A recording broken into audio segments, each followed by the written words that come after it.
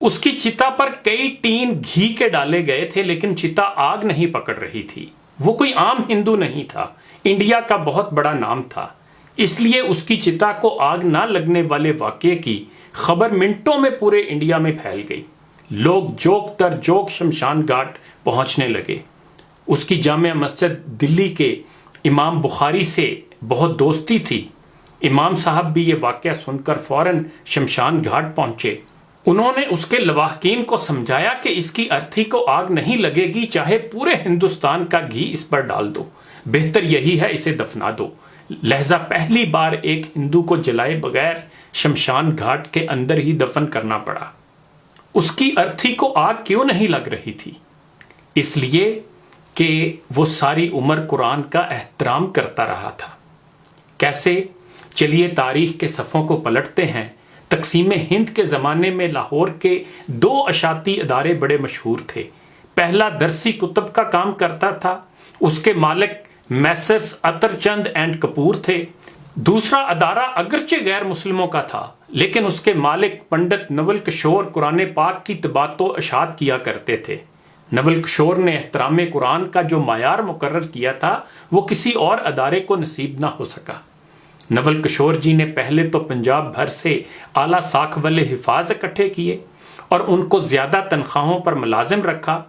احترام قرآن کا یہ عالم تھا کہ جہاں قرآن پاک کی جلد بندی ہوتی تھی وہاں کسی شخص کو خود نول کشور جی سمیت جوتوں کے ساتھ داخل ہونے کی اجازت نہیں تھی۔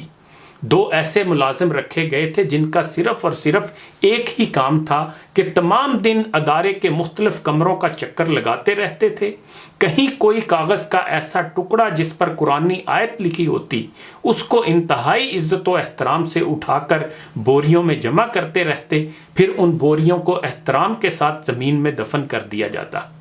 وقت گزرتا رہا، طباعت و اشاعت کا کام جاری رہا، پھر برِ صغیر کی تقسیم ہوئی، مسلمان ہندو اور سکھ نقل مکانی کرنے لگے۔ نول کشور جی بھی لاہور سے ترک سکونت کر کے نئی دہلی انڈیا چلے گئے۔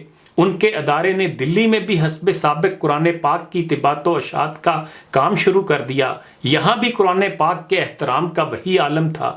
ادارہ ترقی کا سفر طے کرنے لگا اور کامیابی کی بلندی پر پہنچ گیا۔ نول کشور جی بوڑھے ہوتے گئے اور اب گھر پر آرام کرنے لگے، جبکہ ان کے بچوں نے ادارے کا انتظام سنبھال لیا اور ادارے کی روایات کے مطابق قرآن حکیم کے ادب و احترام کا سلسلہ اسی طرح قائم رکھا۔ آخرکار نول کشور جی کا وقت آخر آ گیا اور وہ انتقال کر کے خالق حقیقی سے جا ملے۔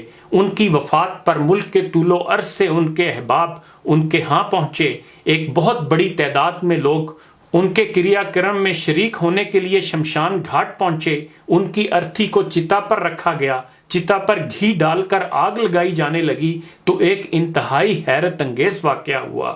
نول کشور جی کی چتا آگ نہیں پکڑ رہی تھی۔ چتا پر اور گھی ڈالا گیا، پھر آگ لگانے کی کوشش کی گئی لیکن بسیار کوشش کے باوجود بے سود۔ یہ ایک ناممکن اور ناقابل یقین واقعہ تھا، پہلے کبھی ایسا نہیں ہوا تھا۔ لمحوں میں خبر پورے شہر میں پھیل گئی کہ نول کشور جی کی ارتھی کو آگ نہیں لگ رہی۔ مخلوق خدا یہ سن کر شمشان گھاٹ کی طرف امڑ پڑی۔ لوگ اپنی آنکھوں سے دیکھ رہے تھے اور حیران و پریشان تھے۔ یہ خبر جب جامع مسجد دلی کے امام بخاری تک پہنچی تو وہ بھی شمشان گھاٹ پہنچ گئے۔ نول کشور جی ان کے بہت قریبی دوست تھے اور وہ ان کے احترام قرآن کی عادت سے اچھی طرح واقف تھے۔ امام صاحب نے پنڈت جی کو مخاطب کرتے ہوئے کہا کہ آپ سب کی چتا جلانے کی کوشش کبھی کامیاب نہیں ہو پائے گی۔ اس شخص نے اللہ کی سچی کتاب کی عمر بھر جس طرح خدمت کی ہے، جیسے احترام کیا ہے، اس کی وجہ سے اس کی چتا کو آگ لگ ہی نہیں سکے گی، چاہے آپ پورے ہندوستان کا گھی چتا پر ڈال دیں۔ اس لیے بہتر ہے کہ ان کو عزت و احترام کے ساتھ دفنا دیجیے۔ چنانچہ امام صاحب کی بات پر عمل کرتے ہوئے نول کشور جی کو شمشان گھاٹ میں ہی دفنا دیا گیا۔ یہ تاریخ کا پہلا واقعہ تھا کہ کسی ہندو کی چتا کو آگ نہ لگنے کی وجہ سے شمشان گھاٹ میں ہی دفنا دیا گیا۔ یہ واقعہ پڑھ کر میں سوچ رہا تھا کہ جن کے لیے یہ عظیم کتاب اتاری گئی ہے وہ تو اس کو چھوڑے بیٹھے ہیں، یا زیادہ سے زیادہ دم کرنے کے لیے پڑھتے ہیں، حالانکہ یہ صرف دم کرنے کے لیے نہیں بلکہ سمجھنے اور اس کا نظام نافذ کرنے کے لیے اتاری گئی تھی۔ میں یہ بھی سوچ رہا تھا کہ دوسرے ممالک کے کچھ غیر مسلم اسلام دشمنی میں اس عظیم کتاب کو نظر آتش کر کے سمجھتے ہیں کہ بہت بڑا کام کر دیا، حالانکہ ایسی حرکات سے سوائے نفرت کے اور کچھ بھی حاصل نہیں ہونے والا ہوتا، اور چاند پر تھوکیں تو تھوک اپنے ہی چہرے پر گرتا ہے۔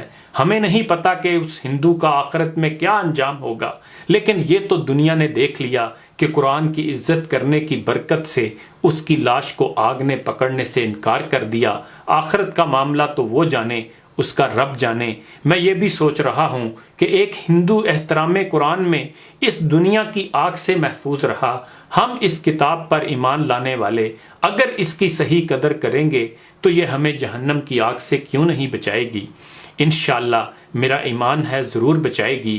اقبال نے کہا تھا کہ گر تو می خواہی مسلمہ زیستن، نیست ممکن جز بے قرآن زیستن، یعنی اگر تو مسلمان کی زندگی گزارنا چاہتا ہے تو یہ قرآن کے بغیر ناممکن ہے۔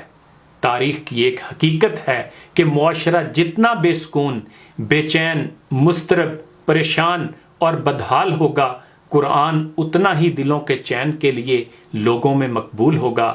دعا کر دیں کہ اے اللہ قرآن کو ہمارے دلوں کی بہار، ہمارے سینوں کا نور، ہمارے غموں کا مداوا اور ہماری فکر مندیوں کا ازالہ بنا دے۔